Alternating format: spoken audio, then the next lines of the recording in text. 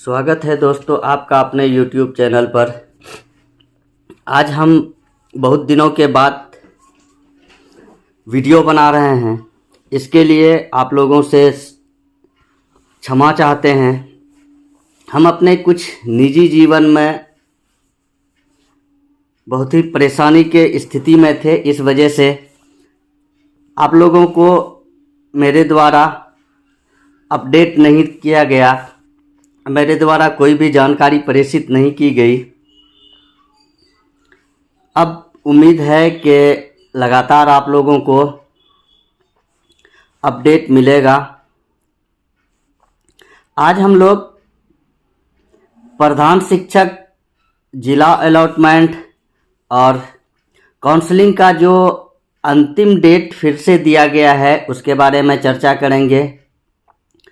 और जिला का अलॉट कब तक होगा, कैसे किया जाएगा, उसके बाद फिर क्या प्रखंड का ऑप्शन मिलेगा या नहीं मिलेगा, और पेमेंट में या मूल वेतन में जो वृद्धि की बात चल रही है ये कहाँ तक सत्य है, इसमें क्या हो सकता है, और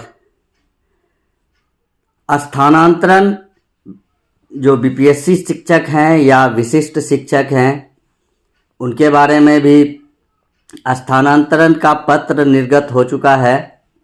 उस पत्र के माध्यम से किस प्रकार किन लोगों का ट्रांसफ़र हो सकता है या किन का विलंब हो सकता है, इस पर भी चर्चा करेंगे। तो चलिए हम लोग विस्तार से चर्चा करते हैं बिंदुवार सभी का। सर्वप्रथम हम लोग चर्चा करते हैं काउंसलिंग के बारे में। जनवरी माह में जो काउंसलिंग हुआ उसमें 1329 अभ्यर्थी ऐसे रहे जो उपस्थित नहीं हुए। उनमें 938 अभ्यर्थी अनुपस्थित रहे और बाकी अभ्यर्थी जिनका किसी कारणवश डाउटफुल लगा रहा या उनका काउंसलिंग कंप्लीट नहीं हो सका तो उसके लिए 10 फरवरी को अंतिम मौका दिया गया है। इसके बाद और आपका काउंसलिंग नहीं होगा। तो जो लोग भी किसी कारण अनुपस्थित रहे, उपस्थित नहीं हो सके या डाउट है तो वह सारे अपने पेपर को क्लियर करा लें। और यहाँ तक तो निश्चित है कि 10 तारीख तक आपका जिला अलॉट नहीं होने वाला है। 10 के बाद संभवतः 15 तारीख तक जिला का अलॉट हो जाएगा।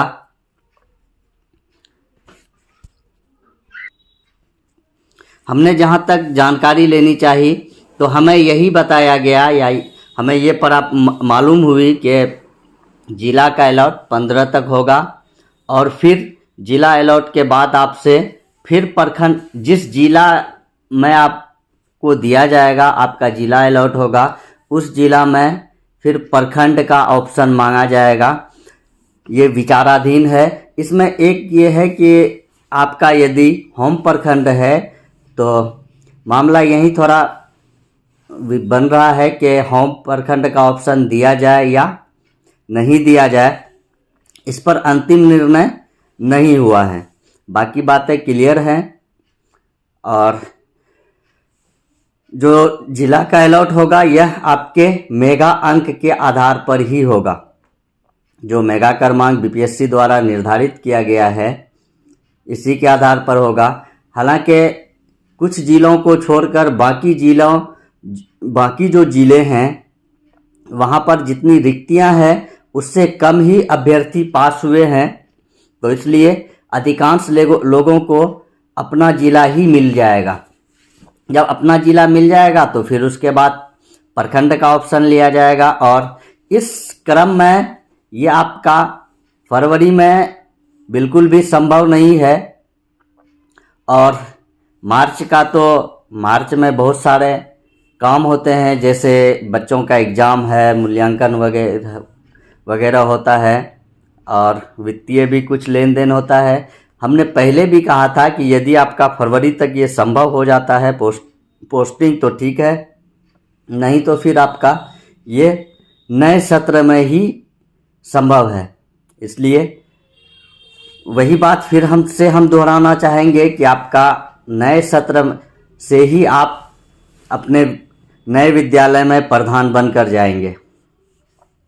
और दूसरी बात जो मूल वेतन की है, तो मूल वेतन में वृद्धि तो नहीं है, लेकिन आप कह सकते हैं कि मूल वेतन में वृद्धि नहीं है, लेकिन फिर भी आपका मूल वेतन बढ़ेगा।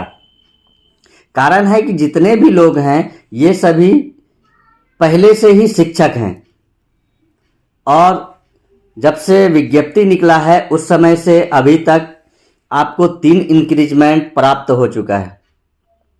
यदि उस समय आप प्रधान शिक्षक में ज्वाइन कर लेते तो 3 इंक्रीजमेंट मिलता, और आप यहाँ काम कर रहे हैं तो यहाँ 3 इंक्रीजमेंट। इसलिए आपके प्रधान शिक्षक में जब आप ज्वाइन करेंगे तो वहाँ पर मूल वेतन में आपका 3 इंक्रीजमेंट जोड़ा जाएगा, यानी अभी 30,500 का जो मूल वेतन है उसमें यही संभावना है या यही बात बन रही है कि आपका 3 इंक्रीजमेंट जोड़ करके पेमेंट बनेगा। और बहुत सारे लोग हैं जो पुराने हैं 2003-06 के, तो उन लोगों का मूल वेतन अभी जो प्रधान शिक्षक का मूल वेतन है उससे अधिक ही बन रहा है। 3 इंक्रीजमेंट जोड़ने पर वह 2006 या 3 वाले के मूल वेतन से इसका मूल वेतन अधिक हो जाएगा।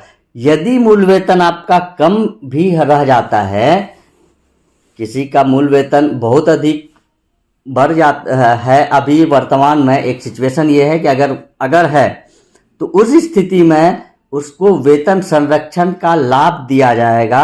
आपका किसी भी स्थिति में मूल वेतन जो आप अभी काम कर रहे हैं उससे कम इसमें नहीं होने वाला। TRE 1 या 2 में बहुत सारे लोगों का मूल वेतन घट गया है, तो इसमें नहीं घटने वाला, क्योंकि वहाँ पर कोई भी वेतन संरक्षण की बात नहीं की गई थी या फिर आपका वो नई ज्वाइनिंग थी, नई वैकेंसी थी। यहाँ पर सभी लोग अनुभवी लोग हैं, 8 साल का अनुभव न्यूनतम मांगा गया है, तो इसलिए यहाँ पर वेतन संरक्षण का लाभ अवश्य मिलेगा। ये लेटर आप लोग देख सकते हैं जो आज अभी आया है ट्रांसफ़र पोस्टिंग से संबंधित। इसमें अलग अलग कैटेगरीज के बारे में कहा गया है कि किन लोगों का 4 कैटेगरी बनाया गया है। प्रथम कैटेगरी में अभी कुछ लोगों का ट्रांसफ़र हुआ, बाकी लोगों का ट्रांसफ़र होना बाकी है। तो चरणबद्ध तरीके से इसका ट्रांसफ़र किया जाएगा और उम्मीद है कि सभी का ट्रांसफ़र, थोड़ा समय लगेगा लेकिन ट्रांसफ़र अवश्य हो जाएगा। ट्रांसफ़र का ये क्राइटेरिया दिया हुआ है, आप पत्र से अवगत हो गए होंगे। लेकिन कुछ लोगों का जिस पर विभागीय कार्रवाई है या विभागीय जांच चल रही है या फर्जी नियुक्ति से संबंधित किसी प्रकार का जांच है, तो ऐसे स्थिति में उन लोगों के ट्रांसफ़र में कुछ अड़चन आ सकता है, उन लोगों के विलम्ब होगा ज़रूर।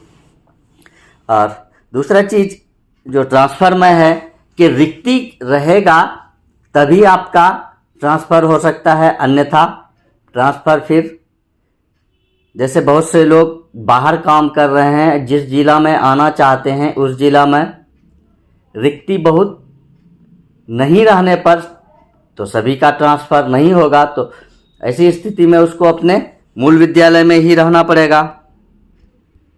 ये पूरा लेटर है, आप इसका अवलोकन कर सकते हैं किस प्रकार से किया जाएगा। और